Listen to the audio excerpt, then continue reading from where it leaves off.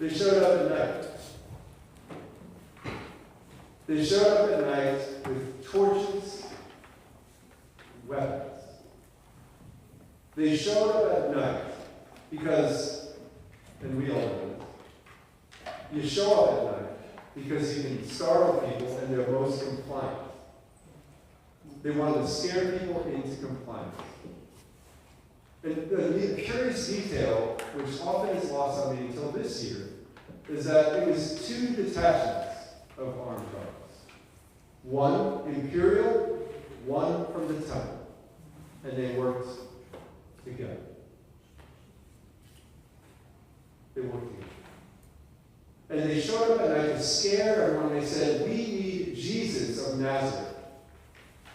And most people would have fallen back, receded into the shadows for fear that they would be identified or misidentified with the person that this armed guard showing up at night with torches were looking for. And what does Jesus do? He steps forward, he says, I am he. And they fell to the ground. They were scared because he was not. Jesus was not afraid. And they take him to Annas. Annas was related to the high priest, but he was not the high priest.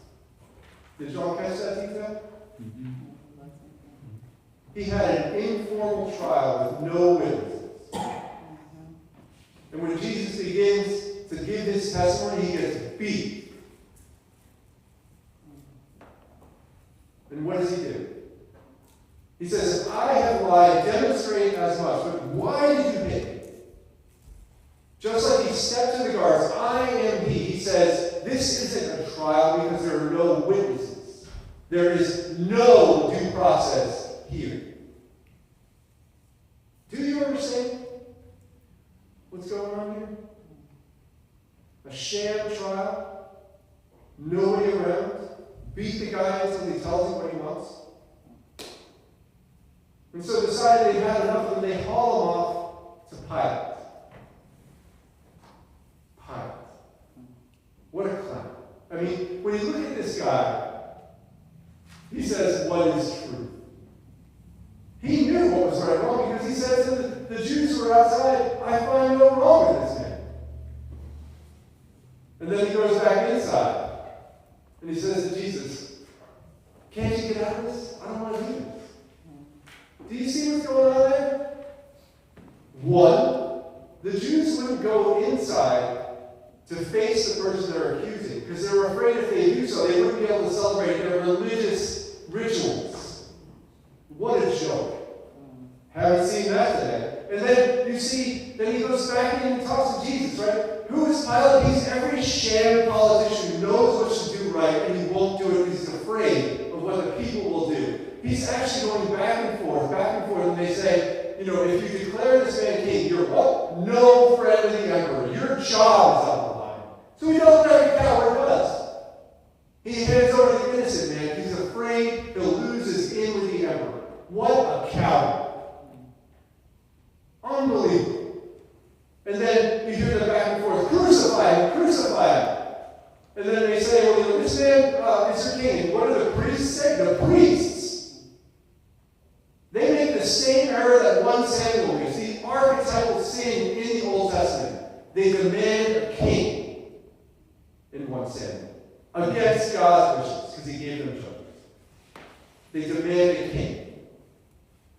And they say, we have no king but the emperor. The priests say this. What a bunch of heretics. Unbelievable. Indefensible. You know, they've aligned politics and religion. Otherwise known as Christian nationalism. And they put an innocent man to death. And then what happens? They put him on a tree, they crucify him, right? And now Rome crucifies a lot of people. You know why they crucify people? To make an example. Yeah, make an example. To say, if you're part of this guy's crew, you could be next, so everybody's supposed to run away. It's terrifying. It's humiliating. It's public. It ends movements. It deletes. It silences. Except 4 women and the disciple whom Jesus loved. They stayed. They did not run. And that's, if you're ever wondering, right? If you're ever wondering today, why do people go to detention centers? Because there are witnesses in the Bible. Why do people go to state-sponsored killings? Because there were witnesses in the Bible. Why do people show up and take camera of what's going on? Because there are witnesses in the Bible. 4 women and 1 man. That's why. It's in the Bible. You don't run. You bear witness. And you say, I'm not going to be afraid. I am he. If you're going to accuse me, prove that I was wrong, or let me go, I'm going to show up and stand at the cross when everybody else ran. Because I am not afraid. Right? But contrast that with Peter. Remember when Jesus gets taken into Annas and there's all the soldiers are outside and he's sitting there with his hands warmed to the fire.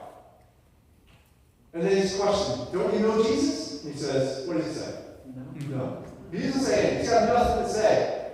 Because he'd rather be warned than be a witness. He would rather be warned than be a witness. And who can blame him? And the mistake we make is to say, well, Peter, what a wuss. He couldn't stand up to this armed detachment. But that's not what this text is doing. This text is condemning a system that makes silence rational. Because it's garbage. It's not Peter's fault. It's that if he says something, he's dead too. And that's wrong. That's wrong. And then, they take the body down from the cross. The witnesses stand there. And who shows up? The Joseph of Arimathea and Nicodemus. Why is that important? They were the shadows. Hmm? They were the shadows at one point. Right. So think of this. We just killed a guy for claiming he was a king. He's a treasonous wretch. We put him to death publicly. Who wants to take the body? Tell you. No, think about it. That's like they come by dark. Nicodemus approaches Jesus by darkness because he's afraid. Joseph of Arimathea said he's afraid of the Jews and he kicked out of the synagogues, right? Mm-hmm. Who's going to stand with this treasonous guy? You might be next. Who shows up? Joseph of Arimathea and Nicodemus. Because they are not afraid. The witnesses are not afraid. Right? And so when we hear this story, this passion, we make the error of thinking it's a transaction. Jesus dies, I live. It's that. But there's a little bit more going on here. Because it's asking you, when the going gets tough, do you run and hide or do you say, I am he? When due process is denied, are you going to, even if you're alone, you can say, whatever, I'll just go along and get along? Or are you going to stand up for people standing in the light to face those who are accusing them? What about systems that silence us? We're just going to stand there, staying warm by the fire with the police who just put your friend on, or about to put your friend on a cross? Or are you going to say, this is wrong? Or clowns like Pilate. Are we too afraid to even face what the situation is so we can celebrate our religious holidays? Like those standing outside? Or are we going to force our way and say, this is insanity? And this text translates perhaps as abandoned. You know what the Greek says? Insurrections. That's what it says. So who are we? Are we going to be the people that run when there's violence? Or are we going to stand in silent witness, our chins held high, and say, this is wrong? And finally, when people are saying, known associates, you know what I mean? That's what, Nicodemus and Arimathea or Joseph of Arimathea, they're like, are you guys known associates? They show up at night and they step into the light. Like the story ends there for a reason. To say if you're afraid, you don't have to be. You don't have to be. And so the passion of Jesus Christ, Good Friday, is as much about Jesus forgiving sins as saying, saying, because he forgave our sins, then who are you going to be? Who are we? What are we going to do about it? It doesn't matter, because it definitely matters. Are we going to stand there with our hands warmed by the fire? Are we going to run away when there's violence? Are we going to be silent when there's an utter and complete miscarriage of justice?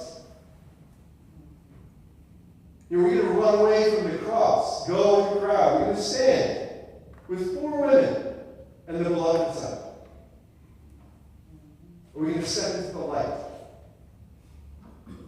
and take ownership of the gift that Jesus Christ has given to us?